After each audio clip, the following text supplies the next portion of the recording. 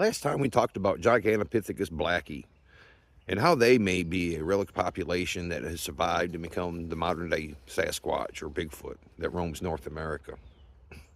Today I want to explore something that hits a little bit closer to home. I want to explore the possibility that Bigfoots have come from something that was from the homo genus. Neanderthals, Homo erectus.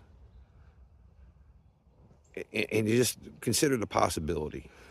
Now, there's certain things that make something fit nicely, species fit nicely into the Homo genus.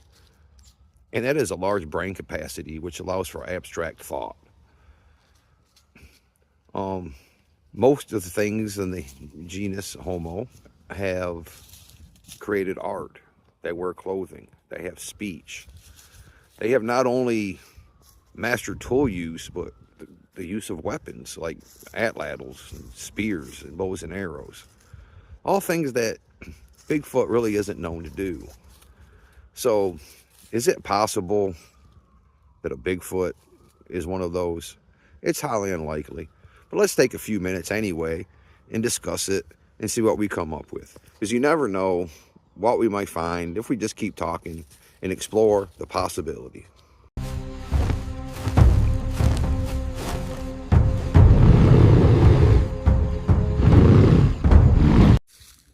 So what are some possible choices that a Bigfoot might be if we explore the genus Homo? Well, of course, you have Homo erectus, which is one of the older taxonomies in the Homo genus. Then you have Neanderthals, which are a little bit closer in time to modern humans. In fact, modern humans met up with and interbred with Neanderthals, as well as they did with the Denisovans. So there's a lot of interbreeding going on. But they didn't create a new species that would have turned into Bigfoot or turned into anything else. All that intermingling kind of led to what is modern day humans. As I said, there's certain things that make something fit nicely into the Homo genus, and abstract thought, speech, the use of fire. Now, there's been reports of Bigfoots having a language, so we're not going to rule that one out. We've never seen them start a fire, but on the other hand, we've never really ruled out that they don't start a fire. Most things, though, in the Homo genus, most species in that wear clothing, created art. Now, maybe Bigfoots create art, but they're not known to wear clothing. But I think the important thing is that we have never witnessed is the use of bows and arrows, spears, the atlatls, which was a device used for throwing the spears long distances. We've never witnessed that. Most indication is that Bigfoot's a hunter-gatherer. It hunts for food, deer and other prey animals, and it probably gathers berries and nuts and tubers from the ground. But tool use is something that has not been witnessed, and like I said, weaponry, certainly not.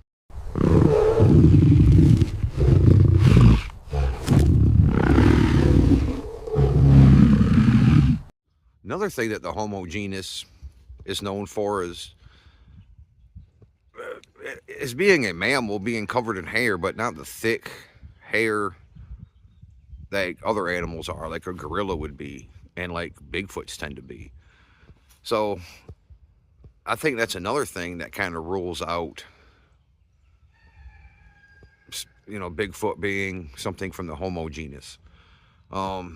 We've witnessed different colors. There's reports of black, brown, red, even the occasional white or blonde color. But a hairless one, we haven't seen. At least I haven't, and I have never heard a report about one. And you'd think that would be something that would be of interest and would possibly, you know, make the news. You know, somebody saw a bald Bigfoot. So again, I think that rules out anything from the Homo genus.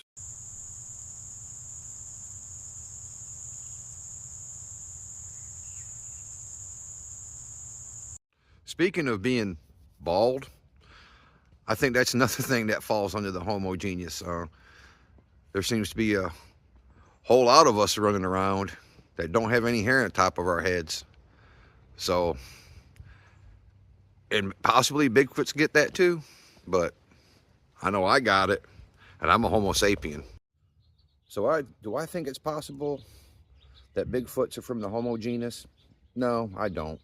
I think there's too many things that are working against that. And again, I'll name them: no fire, no weapons, no clothes, you know, being covered in thick fur or hair. It just don't add up. Anything is possible, I guess, but I just really don't think that is. And I don't think many cryptozoologists do think that that's the case. But again, you know, feel free to add your comments below. Maybe you think Bigfoot's a Neanderthal, and maybe you're right. Maybe I'm wrong about all this. So add your comments below. Tell me what you think. As always, thanks for watching. I appreciate all the support I'm getting. And I'll catch you next week where we're going to talk about the mystical Bigfoot. Thanks for watching.